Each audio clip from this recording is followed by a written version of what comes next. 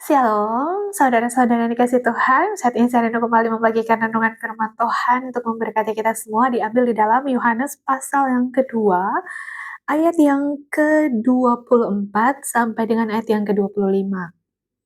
Dikatakan, namun Yesus sendiri tidak mempercayakan dirinya kepada mereka karena ia mengenal semua manusia. Dan karena tidak perlu seorang pun bersaksi kepadanya tentang manusia, sebab ia tahu apa yang ada di dalam hati manusia. Teman-teman yang kasih Tuhan, apa yang bisa kita pelajari dari firman Tuhan yang kita baca pada hari ini? Bahwa di ayat sebelumnya dikatakan, sementara ia di Yerusalem selama hari raya Paskah, banyak orang percaya dalam namanya karena mereka telah melihat tanda-tanda yang diadakannya. Jadi orang-orang percaya kepada Tuhan karena melihat tanda-tanda mujizat yang dia lakukan. Tapi di ayat 24, namun Yesus sendiri tidak mempercayakan dirinya kepada mereka.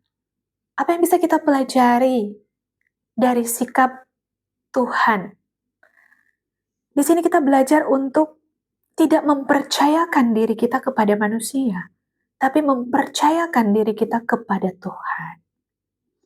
Terkadang kita lebih mempercayai hidup kita kepada manusia, makanya kita kenapa kalau ada masalah, kalau ada pergumulan, yang duluan kita cari itu tempat curhat, yaitu mungkin teman, mungkin orang-orang terdekat.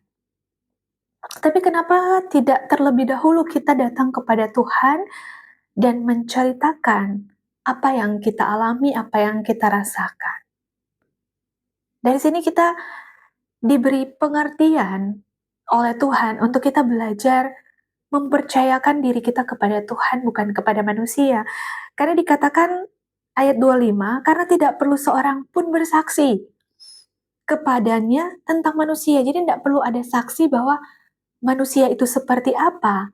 Tapi dikatakan, sebab ia tahu apa yang ada di dalam hati manusia.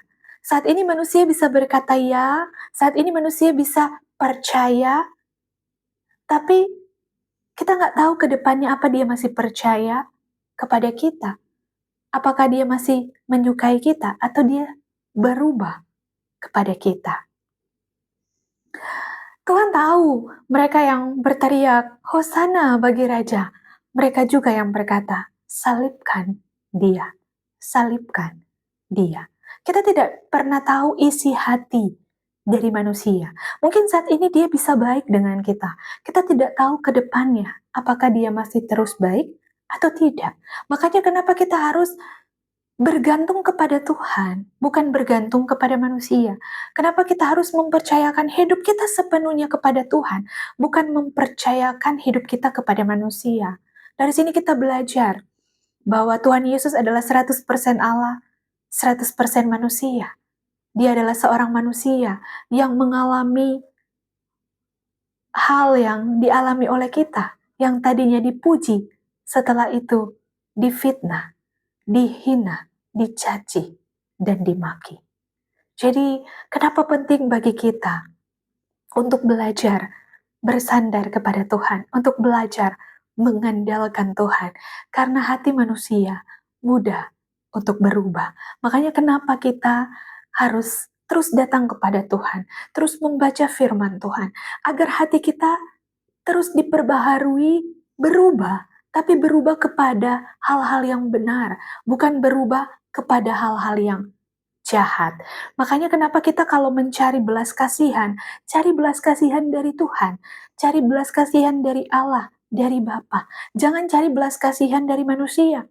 Ketika kita menceritakan masalah dan pergumulan kita, seakan-akan mereka peduli pertama ketika mendengar, tapi akhirnya menjadi bahan cerita bagi komplotan-komplotan yang suka mencemooh. Tapi kalau kita bercerita kepada Tuhan, Tuhan yang akan menolong kita, yang akan membantu kita. Tuhan yang akan memberi kita kekuatan dan memberi kita jalan keluar. Tapi kepada orang lain, ketika di dalam kesusahan, mereka bisa berbelas kasihan kepada kita. Tapi ketika Tuhan mengangkat hidup kita, bisa jadi belas kasihan berubah jadi iri hati. Yang tadinya mereka senang suka dengan kita, tapi ketika kita diangkat Tuhan, mereka bilang, begitu aja kok, sok gaya. Padahal dulunya adalah teman.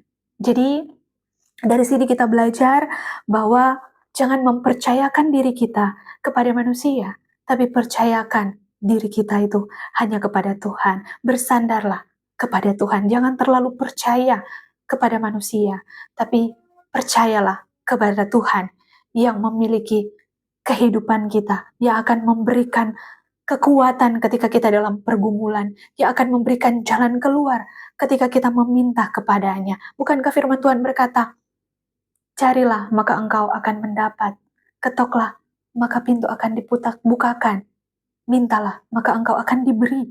Jadi carilah dahulu kerajaan Allah, maka semuanya akan ditambahkan kepadamu. Apapun masalah dan pergumulan yang kita alami saat ini, marilah kita terus mengenal jalan-jalan Tuhan di balik setiap proses kehidupan kita, sehingga kita akan menjadi pemenang untuk membawa kemenangan bagi kemuliaan nama Tuhan. Firman Tuhan memberkati kita pada hari ini. Shalom dan God bless you.